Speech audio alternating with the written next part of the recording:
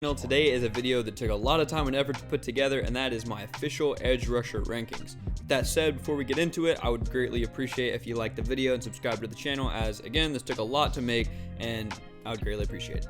Also, make sure to let me know of any thoughts you have along the way in the comment section down below, ranging from the prospects to the presentation to anything else. Without further ado, let's get into the rankings. Just like the QBs, I'm separating by tier but ranking guys within the tier. The difference of guys in each tier is much slimmer than from tier to tier. So let's start with tier 1, and these are my can't miss prospects. These are guys I would take in the top 3 or 4 pretty easily, and there are 2 guys on this tier, and first up in my edge 1 is Michigan's own Aidan Hutchinson.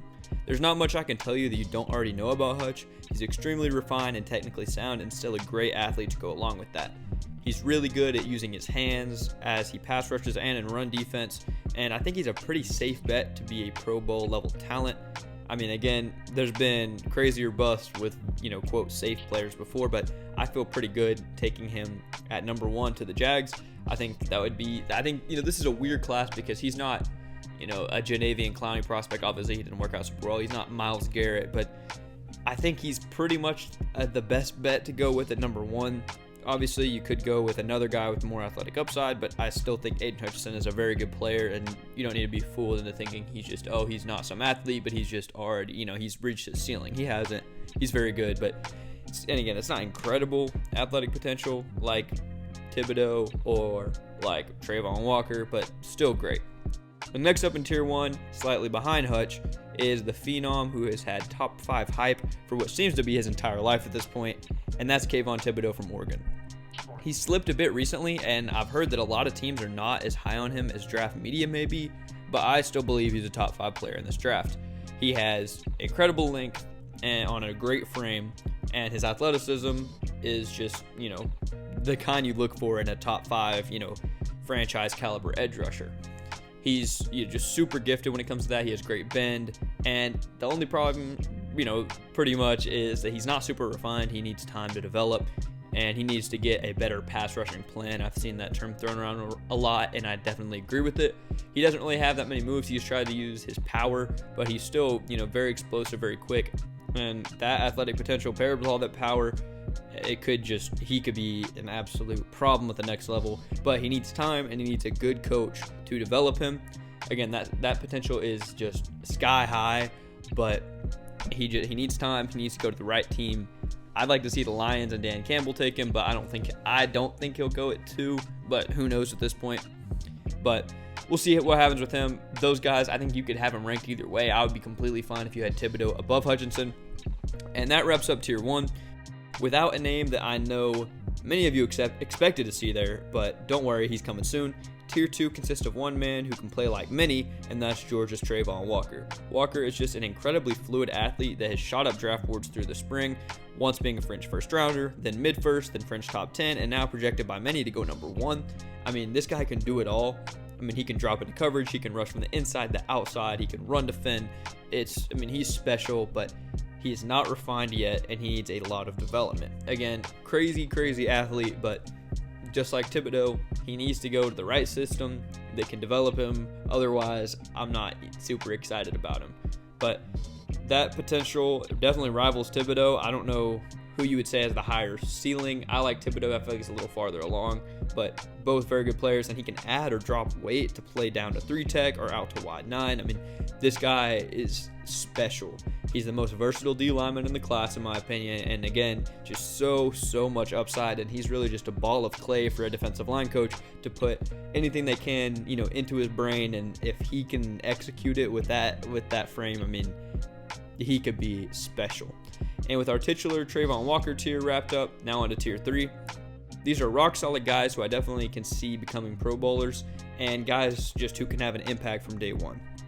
First up in this tier is Jermaine Johnson from Florida State.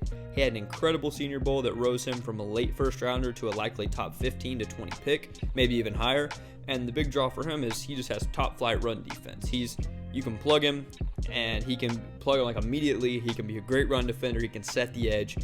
Very good at that. He has a ton of experience. He played at Florida State, good competition, all that, and he's still a great athlete. he's with guys with the term, freak being out there so much. When you have Kayvon, Thibodeaux, and Travon Walker and Ebiketie later, guys like Jermaine Johnson, who are still really good athletes and good enough athletes, kind of get a little bit of shade thrown, it feels like, but still great. He needs to refine and develop as a pass rusher, though, but that's not a huge problem. You can definitely teach him. I think he's definitely, got a really good floor and a high ceiling, and he can contribute from day one. You can plug him right into your system to be probably maybe your weak side edge, and he can play really well. Next up in tier 3 is George Karlaftis from Purdue, and he's another rock solid guy who's very easy to project due to his consistency and refinement. He has shown that he has the best hands in the class, kind of like Aiden Hutchinson in a way. He's kind of a discount Aiden Hutchinson, I think, in some ways.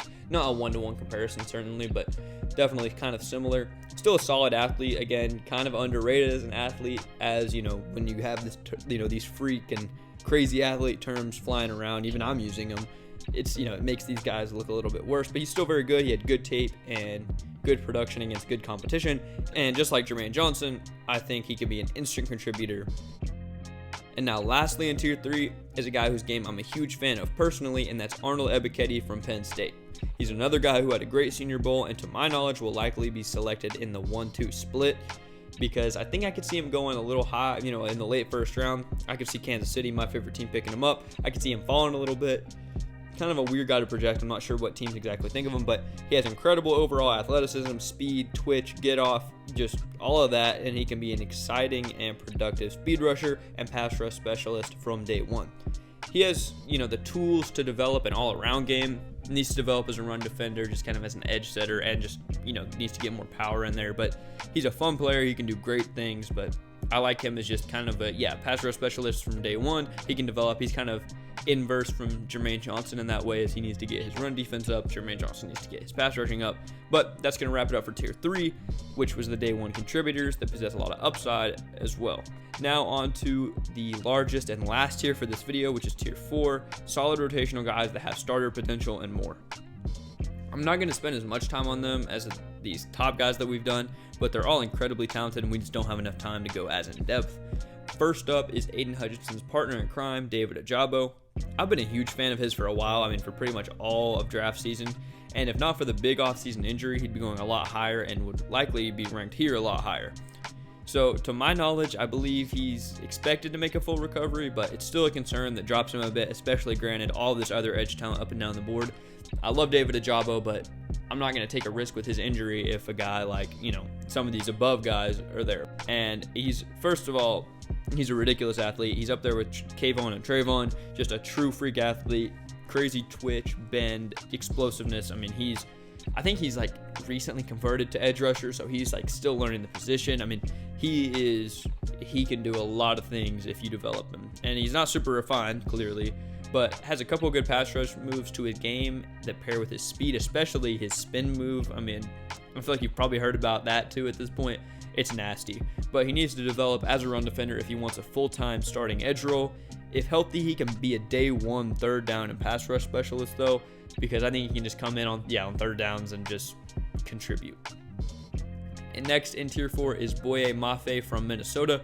He's a great athlete and he has a lot of potential. I think he's kind of a tough guy to project, but he just needs some development.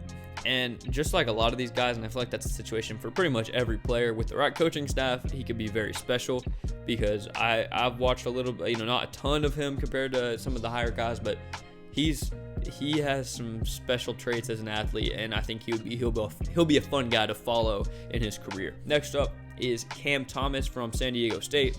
He has shown he can play inside or out. He's a very versatile guy, and he dropped weight at the combine to possibly try true edge. I think he got down to like 264. That sounds about right.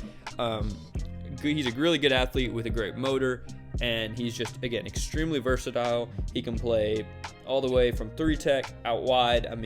That's, I like seeing versatile guys in this class, because I think D-line coaches are just going to love them, and I think they're going to be a lot of fun just for any kind of defense.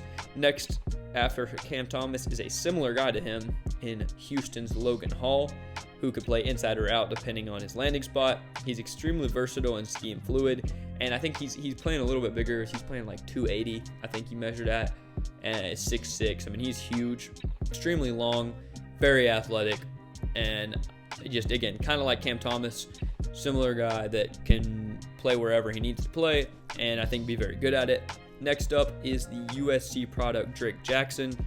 He just has a ton of bend in both his pass rushing and run defending, but he's more of a finesse or speed rusher and needs to develop more power. Kind of a similar story to David Ojabo, where he can come in from day one, I think, and be a good third down, sub package edge rusher, but he needs to develop an all-around game if he wants to be a full-time starter. Still a very good player, and I mean, you can see how deep this edge class goes. Drake Jackson is going to be a good player, and he's all the way down here. Now on to a guy that I'm a big fan of, who I think is very underrated, and that's Cincinnati's Myjai Sanders. Again, I'm probably butchering that name. I feel like I'm Myjai Sanders. Please let me know. And he's relatively light, but he's very explosive off the line. I mean, he gets such a good jump that it's very, very impressive. And he just finds a way to win on pass rushes. He can do a lot of things, and just, I don't know, I was really impressed watching him. And he had a great game against Evan Neal and Bama in the college football playoff semifinal. He had a ton of pressures, maybe like 12 or something, some ridiculous number. And since he didn't win that game, but he really, gave it his all and showed up. And he's very underrated again, and with development, I think he could be very solid. I don't think he doesn't have that, Thibodeaux or Walker potential, but he's a very good player, and I've seen him going in like the 4th or 5th round to some people, and I think that's just ridiculous for the player that he is. But now, and lastly for tier 4 in this video, is Kingsley Enagbare from South Carolina. Definitely a bit developmental, but he possesses a ton of potential, like a lot of these guys. And if he lands in the right situation, they can develop his tools. He could be special. That's the case for a lot of guys in this class. I feel like there's just kind of two categories. There's the refined guys who aren't insane athletes. Then there's the athletic guys who haven't developed yet. And then there's Aiden Hutchinson, who's just kind of a little bit by himself, I think. But obviously there's a ton of other edge rushers and good ones at that in this class, but I just simply did not have the time to get to all of them in today's video. If there's a certain guy in mind that you want to know my thoughts on, let me know in the comments down below, as I'm pretty familiar with most of the guys in this class and would love to have a discussion on them. However, I just didn't have the time to put into watching a ton of film on every guy on the board. But that's going to wrap it up for today. Let me know what you guys think of these edge rusher rankings. Again, if there's somebody I missed, let me know down below, because they could probably fit in bottom tier 4. Obviously, there's a lot more tiers below this that I didn't get to, but this is a lot of fun to make, so let me know what you guys think of it. Trying to get more position groups out. We just have a lot of draft season really snuck up on me, and there's a lot of content to make. But again, like the video and subscribe to the channel if you enjoyed.